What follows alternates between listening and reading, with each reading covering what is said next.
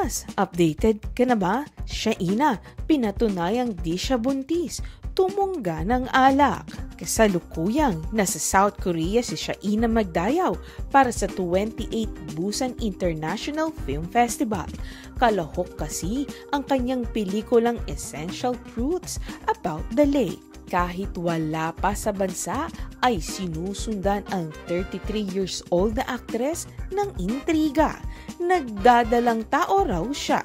In her Instagram post, inamin ni Shaina na tanungan daw ng tanungan ang kanyang pamilya at mga kaibigan if there's truth to the rumor.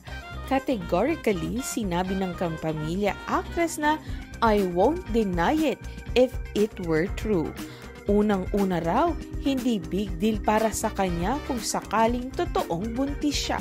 Nasa hustong gulang na raw siya at para patunayan ngang fake news ang kumakalat sa bansa at nakarating pa hanggang South Korea, minabuti ni Shaina to post a short video on her Instagram story na umiinom siya ng beer. Ang pag-inom ng beer o anumang alak ay tinuturing na no sa sinumang nagdadalang tao.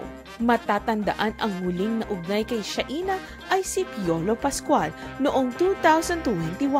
Wala namang opisyal na pag-amin mula sa kanila. Matatandaan din na inilabas ng PEP ang panayam sa kanya noong December 2022 ay sinabi ni Shaina na single siya.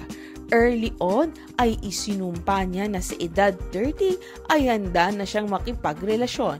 But for some reason ay lagi raw itong nauudlot. So klaro, hindi buntis si Shaina.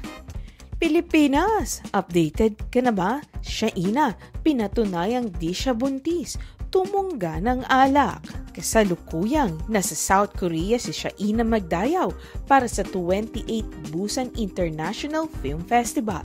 Kalahok kasi ang kanyang pelikulang Essential Truths About the Lake. Kahit wala pa sa bansa, ay sinusundan ang 33 years old na aktres ng intriga.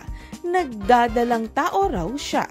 In her Instagram post, inamin ni Shaina na tanungan daw ng tanungan ang kanyang pamilya at mga kaibigan if there's truth to the rumor. Categorically, sinabi ng kampamilya actress na I won't deny it if it were true. Unang-una raw, hindi big deal para sa kanya kung sakaling totoong buntis siya. Nasa hustong gulang na raw siya at para patunayan ngang fake news ang kumakalat sa bansa at nakarating pa hanggang South Korea, minabuti ni Shaina to post a short video on her Instagram story na umiinom siya ng beer. Ang pag-inom ng beer o anumang alak ay tinuturing na no sa sinumang nagdadalang tao. Matatandaan ang huling na ugnay kay Shaina ay si Piolo Pascual noong 2021. Wala namang opisyal na pag-amin mula sa kanila. Matatandaan din na inilabas ng PEP ang panayam sa kanya noong December 2022 ay sinabi ni Shaina na single siya. Early on ay isinumpa niya na sa edad 30 ay handa na siyang makipagrelasyon. But for some reason ay lagi raw itong nauudlot. So klaro, hindi buntis si Shaina. Pilipinas, updated ka na ba? Shaina, pinatunayang di siya buntis, tumungga ng alak. Kasalukuyang nasa South Korea si Shaina Magdayaw para sa 28th Busan International Film Festival. Kalahok kasi ang kanyang pelikulang Essential Truths About the Lake. Kahit wala pa sa bansa, ay sinusundan ang 33 years old na aktres ng intriga. Nagdadalang tao raw siya.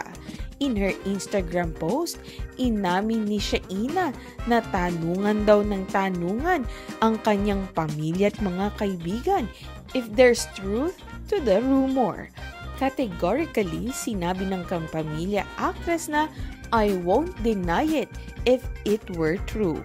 Unang-una raw, hindi big deal para sa kanya kung sakaling totoong buntis siya.